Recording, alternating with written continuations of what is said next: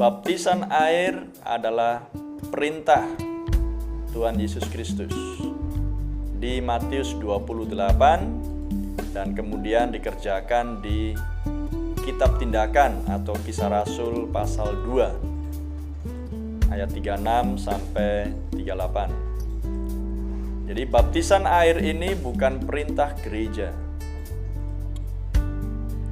Itu sebabnya di Kisah Rasul 2 pada hari mereka dibaptis ada 3.000 orang. Dan yang membaptis adalah para rasul sesuai dengan perintah Tuhan Yesus Kristus. Dan mereka semua dibaptis di dalam nama Tuhan Yesus Kristus, bukan Bapa, Anak, Roh Kudus. Dan sesudah mereka dibaptis, mereka bertekun di bawah pengajaran para rasul. Dan para rasul tidak pernah memberikan surat baptis kepada mereka. Para rasul tidak pernah memberikan secarik kertas atau selembar kertas sebagai sebuah bukti bahwa orang-orang itu sudah dibaptis air. Kenapa tidak diberikan? Karena memang tidak disuruhkan oleh Tuhan Yesus. Tuhan Yesus tidak pernah berkata di dalam Matius 28, baptislah mereka dan setelah itu berikan surat sertifikat kepada mereka. Yaitu adalah sertifikat baptisan. Tidak ada ayat yang mendukung untuk hal tersebut. Dan tidak ada perkataan yang seperti itu.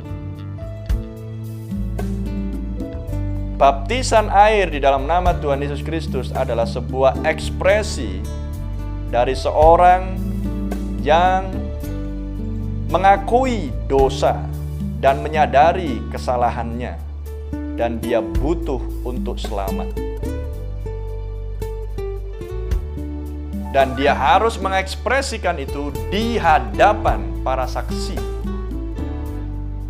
supaya dunia mengetahui bahwa aku adalah seorang anak Allah, bukan anggota gereja tertentu.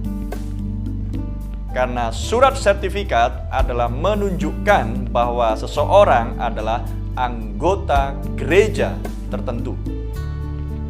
Dan Tuhan Yesus dan para rasul tidak pernah mengajarkan hal yang seperti itu.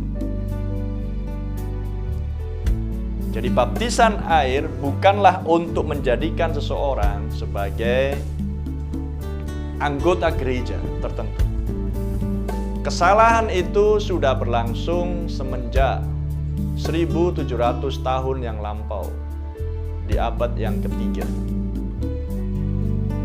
Jadi kesalahan itu sudah berlangsung di abad yang ketiga dan terus berlanjut sampai dengan tahun 2024. Tetapi kita mengucap syukur bahwa di akhir zaman ini Tuhan sudah memberikan firman yang sesungguhnya supaya umat Tuhan mempelai wanita bisa mengerjakan lagi baptisan air yang benar seperti dulunya yang dilakukan oleh rasul-rasul di kitab Kisah Rasul pasal yang kedua.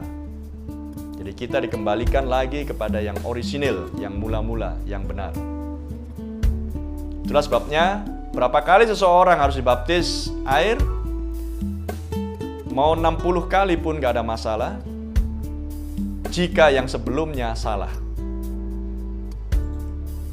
Kita harus dibaptis air dengan benar di dalam sebuah pertobatan, di dalam hati yang benar bahwa kita butuh selamat dan kita harus melakukan baptisan secara fisik dengan cara yang benar, bukan dipercik, tapi baptiso, tenggelam. Karena masuk ke dalam air sama seperti kita mati, dikubur. Keluar dari air sama seperti kita dibangkitkan dari kubur bersama-sama dengan Tuhan Yesus Kristus. Jadi baptisan air bukan sekedar sebuah simbolik atau sekedar sebuah ritual gereja atau persyaratan untuk menjadi anggota gereja tertentu. Baptisan air adalah sebuah ekspresi dari seorang yang sadar bahwa dirinya sudah berdosa karena tidak hidup sesuai dengan firman Tuhan dan menyesali dosa-dosanya dan memproklamirkan kepada dunia bahwa saya adalah seorang anak Allah. Dan dari baptisan air maka seseorang akan dijanjikan untuk dipenuhi dengan Roh Kudus. Jadi baptisan air terkait dengan pembasuhan kaki dan perjamuan malam. 3 hal secara fisik harus dilakukan oleh setiap orang percaya. Itu adalah basuh kaki, kemudian perjamuan malam, dan juga baptisan air. Dan 3 hal ini ditinggalkan oleh Tuhan kita Yesus Kristus bagi mempelai wanita, bagi orang percaya sejati. Bukan untuk gereja-gereja, tapi hanya untuk orang pilihan.